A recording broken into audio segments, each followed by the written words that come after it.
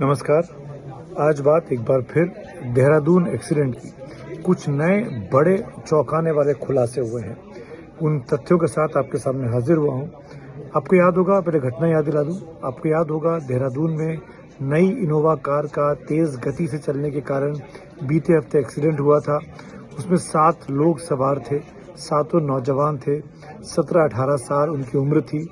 नई गाड़ी ली गई थी, उसके पहले पार्टी की गई थी और पार्टी करने के बाद सब लोग तेज़ गति से रात को करीब 2 बजे के आसपास देहरादून की सड़कों पर इस नई गाड़ी को टेस्ट ड्राइव कर रहे थे और वहाँ पर दूसरी कार के साथ उनकी रेस लग जाती है जो लाल रंग की थी और दोनों गाड़ियों की रेस के बीच में अंततः इनोवा का दर्दनाक एक्सीडेंट होता है और 7 में से 6 लोग मारे जाते हैं। एक बच्चा बचा हुआ है, अस्पताल में भर्ती है और आज भी वो अपनी मौत और ज़िंदगी के बीच में सांसें ले रहा है।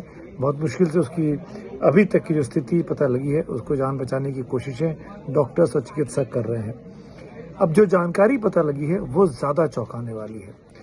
टोयोटा कार, क्योंकि टोयोटा की रेपुटेशन का सवाल आ गया था कि इतनी मजबूत कार मानी जाती है, हाईवेज पे चलती है, कैसे इतना बड़ा इतना दर्दनाक एक्सीडेंट हो गया टोयोटा का, बाकी उसके सारे फंक्शंस क्या काम नहीं कर रहे थे, क्या हुआ ऐसा।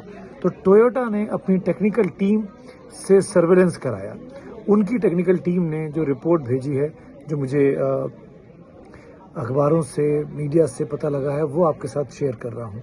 उस टेक्निकल टीम ने 2 बड़ी वजह बताई हैं एक्सीडेंट होने की।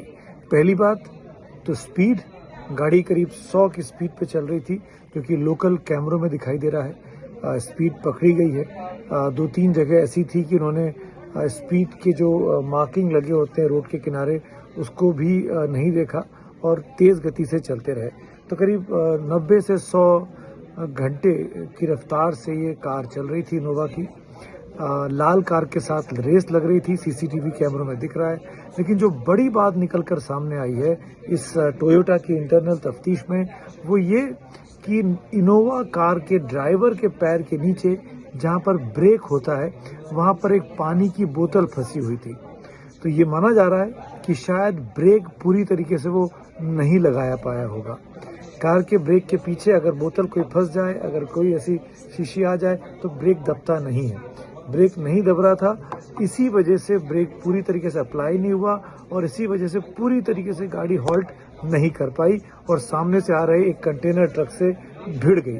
और जिस तरीके से वो भिड़ी, उसमें दिख रहा है कि जो ड्राइवर है, जो बच्चा चला रहा था, उसने गाड़ी को बचाने की कोशिश भी की, गाड़ी को टेढ़ी भी की, इसीलिए वो साइडवेज लगी जाके, लेकिन इतनी स्पीड में थी करीब 100 किलोमीटर प्रति घंटे की रफ्तार से कि वो जाके पूरी तरीके से उससे लड़ गई। 2 बच्चे बाहर अपनी सनरूफ से सर निकाल कर खड़े हुए थे, उनके तो सर कट गए। इस हादसे की वजह से धड़ से सर अलग हो गए। बहुत ही दर्दनाक तस्वीरें हैं, बार बार उनका जिक्र करके मैं डिस्टर्ब करना नहीं चाहता हूं, लेकिन और वो बाकी जो 7 लोग थे, 5 लोग थे, उनमें से 4 की मौत हो गई। एक व्यक्ति बचा जिस कार से रेस लग रही थी, जो लाल रंग की स्कोडा कार थी, कथित तौर पर रेस लग रही थी। उसके बारे में पता चला है कि जब आम सामने से उसने कंटेनर को आते हुए देखा तो उसने अपनी गाड़ी साइड में लगा ली, ब्रेक लगा लिए और वो आगे नहीं गया। पर यह गाड़ी पीछे से थी, इसको शायद कंटेनर नहीं दिखा और प्लस ब्रेक के आगे कांच की बोतल लग गई, तो ये गाड़ी को कंट्रोल नहीं कर पाया, स्पीड को जाके सीधे बैंक कर दिया, सीधे उसके अंदर ठोक दिया और जिस वजह से इतना बड़ा हादसा हो गया। तो स्पीड थी, पानी की बोतल थी जो ब्रेक लगाने में, अप्लाई करने में दिक्कत दे रही थी, ब्रेक के पीछे फंसी हुई थी, और तीसरी चीज आगे दूसरी गाड़ी थी जिसकी वजह से सामने से जो कंटेनर आ रहा था चौराहे पे, वो इन लोगों को नहीं दिखा और सीधे जाके बैंक कर गए। बहुत दर्दनाक, बहुत ही बुरा हादसा। 6 मासूम बच्चे जो अभी युवा हुए ही थे, 17-18 साल उनकी उम्र थी, पार्टी करके निकले थे। सुना है कि उस पार्टी में ड्रिंक भी किया गया था, जैसी तस्वीरें सामने आई है। तो नशा भी एक बहुत बड़ी वजह है कि हो सकता है कि नशे में जब आदमी का एड्रेनलिन हाई होता है, जब 4 दोस्त बैठे हों और कहें कि नई गाड़ी है, तेज चला सकता है, उस गाड़ी को पीछे छोड़ दे, तो ये सब वाकई भी रहे होंगे। ये सब ऐसी कारण है जिसके बारे में बताने वाला अब कोई नहीं है, सिवाय उस एक छात्र के जिसका इस वक्त अस्पताल में इलाज चल रहा है। वो 6 बच्चे तो चले गए, लेकिन उन 6 बच्चों की वजह से उनके माँ बाप, 12 माँ, 12 बाप और तमाम निकट के परिजन उनको कितना डिस्टर्बेंस महसूस कर रहा होगा, कितना परेशान होंगे, इसका अंदाज़ा लगाना भी बहुत मुश्किल है।